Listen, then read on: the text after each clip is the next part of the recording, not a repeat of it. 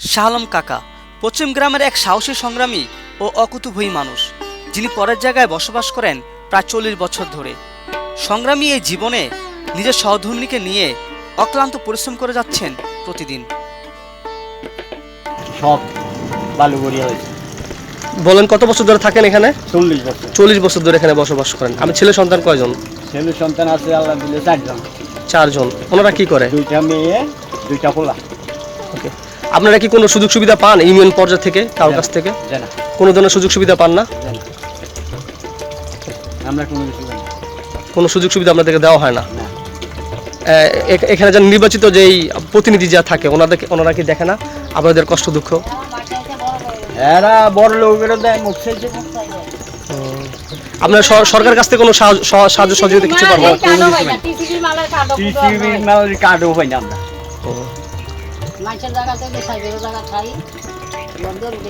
আপনারা যে এখানে ঘর দুয়ারে থাকেন তাদেরকে কোনো ভাড়া দেন?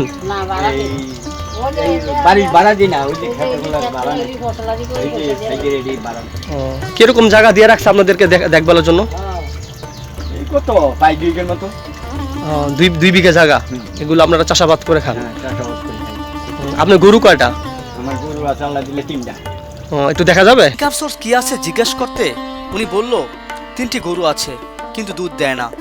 চলমান ঊর্ধ্বমুখী এই বাজারে গোখাদ্যের দাম বেড়ে যাওয়ায় অনেকটা অনিশ্চিত হয়ে পড়েছে তার গরু লালন পালন। গরু দেখতে পাচ্ছেন, গরু দুধ দেয় কয়টা এখান থেকে? একটো না। একটাও দুধ দেয় না? না। তাহলে তো আপনার কষ্টের শেষ নাই। দুধ দিলে হয়তো বা দুধ বিক্রি করতে পারতেন। দুধ বিক্রি করতে। গরুগুলো এভাবে থাকলে তো অসুস্থ হয়ে যাবে, ওদের একটু ভালো পরিবেশের ব্যবস্থা করে দিতে হবে, কষ্ট করে হইলেও। হ্যাঁ, টাকা করিয়া খাও। এর সমস্যা নেই। আপনি কি কোনো কুরবানিতে গরু বিক্রি করেন? হ্যাঁ। প্রত্যেক ঈদে বিক্রি করেন নাকি আপনি? প্রত্যেক ঈদে বিক্রি করেন না? তাহলে ওখান থেকে মোটামুটি একটা ভালো ইনকাম আসলে দিয়ে মোটামুটি ভালো চলাফেরা যায় না? ভালো কই গরুরে খাওয়াই থাকে না। গরু পশু খাওয়া লাগে।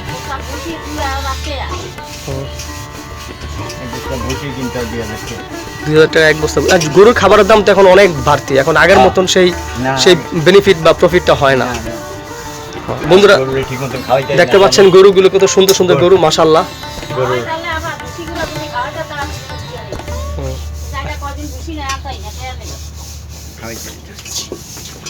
দেখুন কি কত কষ্ট করে ওনারা এখানে জীবনযাপন করে। দেখেন কত কষ্ট করে ওনারা এখানে কাজ করতেছে। এটা কি আপনাদেরকে গোসলখানা কোনটা?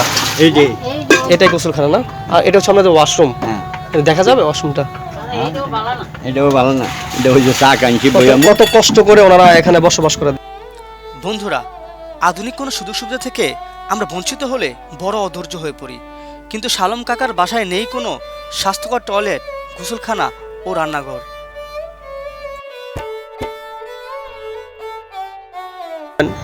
যে মানুষের জীবন কত কঠিন হইতে পারে এবং সেই কঠিন জীবনকে কিভাবে সুন্দর করে বসবাস করা যায় এবং মানসিকভাবে শান্তিতে থাকা যায় একমাত্র এই গ্রামের যেই যারা বসবাস করে তাদের সাথে কথা বললে, তাদের সাথে থাকলে, মিশলে তখনই বোঝা যায়। আপনি ঘরটা দেখা যাবে?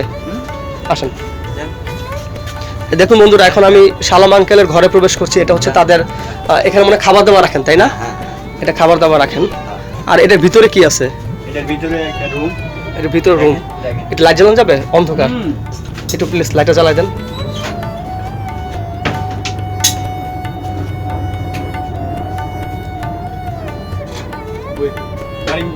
দরজাটা খুলে দিলে তাই? ও থাক, এটা লাগবে না, এটা লাগবে না। এটা দেখেন। এই যে ওনার বিলাই। এটা কি আপনার পালার বিলাই না? হ্যাঁ, পালার। খুব সুন্দর, অনেক কিউট।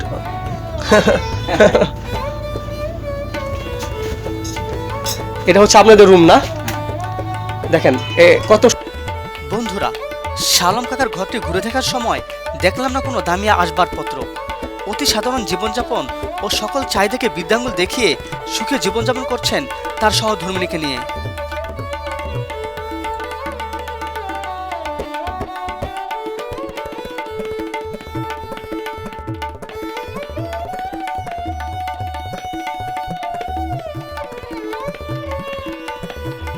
এটা হচ্ছে আপনাদের কাপড় রাখার জায়গা না?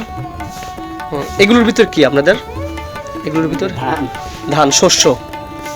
ও, এই হচ্ছে আমাদের ঘরে কি বৃষ্টি পড়ে? না। হ্যাঁ, শীতকালে কিভাবে থাকেন এই ঘরে? শীত করে না? গ্রামে তো শহরের তুলনায় এদিকে তো শীত ঠান্ডার পরিমাণ একটু বেশি। ঠান্ডা পড়ে। আপনার মূলত গ্রামের মানে গ্রাম থেকে 40 বছর ধরে থাকেন, আপনার মানে যদি আদি বাসার কথা বলি সেটা কোথায়, মানে সেইটা ওই বাবা মার মানে ভোলা ভোলা, ভোলা কোথায়? ভোলা ইলিশা গ্রাম। ভোলা। আজ থেকে প্রায় 40 বছর আগে অভাবী সংসারে হাল ধরতে চলে আসেন এই অচেনা শহরে। কিন্তু জীবনের এই কঠিন পদযাত্রায় আজও সংগ্রাম চালিয়ে যাচ্ছেন ভাগ্য পরিবর্তনের আশায়।